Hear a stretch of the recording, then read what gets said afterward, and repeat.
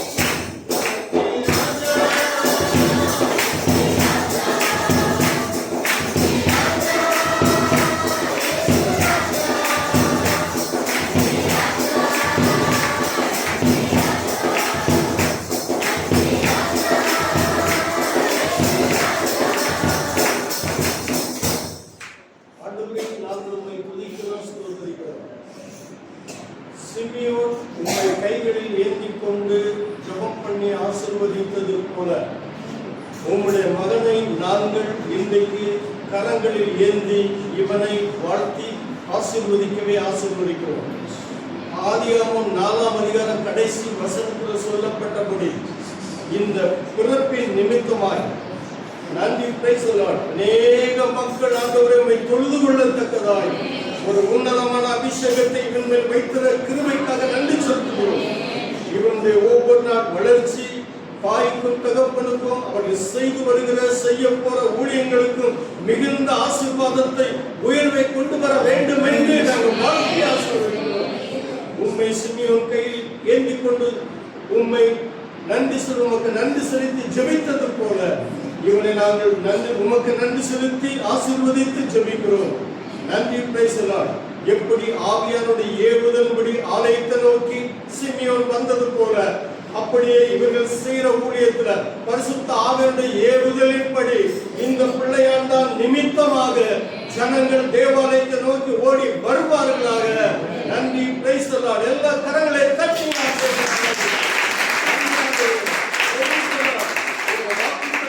சொல்லி நாங்கள் ஆசீர்வதிச்சதுனால பூமிக்குரிய ஆவிக்குரிய சகல ஆசீர்வாதமும் இவனுக்கு உண்டாகட்டும். ஆண்டவரே நன்றி. தேவன் உனக்கு வானத்து பணியையும் பூமியின் கொள்கையும் தந்து தானியத்தினாலும் திராட்சரசத்தினாலும் உன்னை ஆதரிப்பாராக. ஜனங்கள் உன்னை சேவிக்க கடவர்கள் என்று சொல்லி நாங்கள் ஆசீர்வதிக்கிறோம்.